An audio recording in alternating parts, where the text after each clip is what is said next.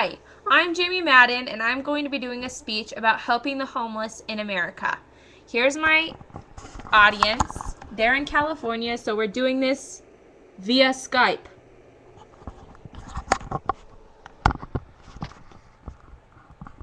Uh-oh. Okay. We need to start assisting the homeless people in America. We focus so much on the people in other countries that we tend to forget about the people in our own. Statistics show that there are between 5 and 600,000 people in America that are homeless at any given time. This means that these people don't have a safe or steady home that they can live in at any point. The main cause of the homeless population here in America is because of the economy. When the economy went down, housing prices started going up. And because of that, everybody started needing jobs.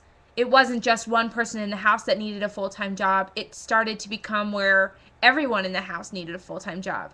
So with everybody looking for jobs, all of a sudden job market went down. So there were no available jobs, and people started losing their homes because they couldn't pay for their rent anymore. There are many ways of helping the homeless. There are some simple things and some that are a little bit more difficult, but we'll start with the simple things. Some of the simple things could be to donate small amounts of money to a homeless organization. Some of the ones around our area would be like the Minot Area Homeless Organization or HUD. Both of these organizations tend to focus on preventing homelessness. So instead of waiting for people to become homeless, these organizations start early. So when families start to have troubles, they try to help them and make their living situations easier. The organizations that we can also help would be Goodwill. Donating clothes is a great idea. When people do spring cleaning, they tend to just take their old t-shirts and things that they don't think that other people might want, and they throw them away. When people who can't really afford to go to the mall and buy a new outfit can go to Goodwill and pick up something for cheap that can be new to them. It might not be new to you anymore, but it can be new to them, and it could mean a lot. You can donate food to a food bank. This is fun to do for families. Being little kids, they don't think that they can really help in any way to improve the homeless situation, but really all they need to do is get some random like boxed items or canned foods that are non-perishable that they can just take to a food bank. This helps families that can't normally provide food for maybe the entire week. This helps those families so that they don't ever have to really struggle as much. Other good ways to help that might not be as easy would be to volunteer for homeless shelters. Here in North Dakota, there's not a whole ton, but there's some that are close. There's a few in Bismarck. There's a lot down in Fargo. And though it may be a little bit of a trip, it's really worth it. The accomplishment of being able to go down there and help these people, it's amazing how you can feel when you're done.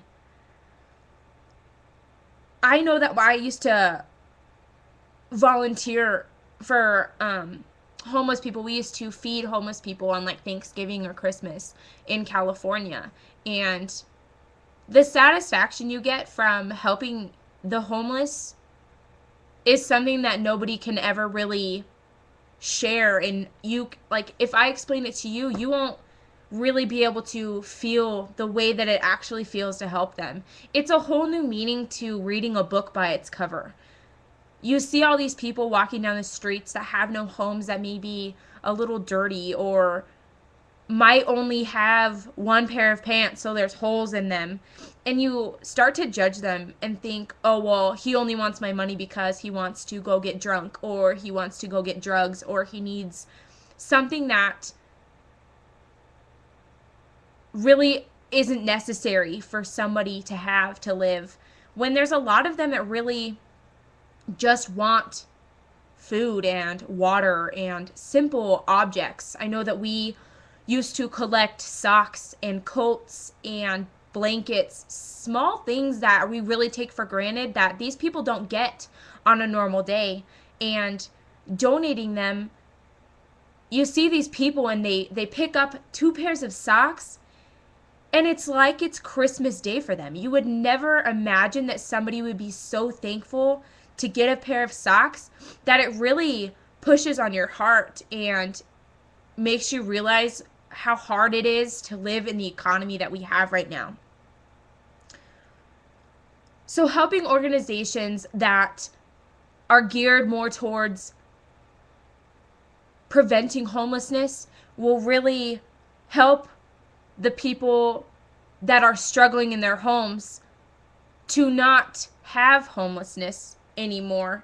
I know it'll take a long time, but if I could stress on everybody watching today that it's the small things that really do a lot. If every one person donated one small thing, or if every person volunteered one day at the homeless shelter, it could create a ripple effect. So if you do it and then somebody else, you tell somebody else, oh, I got to do this, and maybe they'll get involved, and it's kind of like a pay it forward. Then we can all join together and help the homeless people in America. Like I said, we tend to focus more on the people outside because there's all these videos of the kids that are starving in Africa or the kids that are having troubles here and there, but we really don't look on our own streets. When you drive down the streets, there's homeless people everywhere, and you just tend to look past them and not see what's right in front of your face as compared to the people that you see on TV that have to be broadcasted.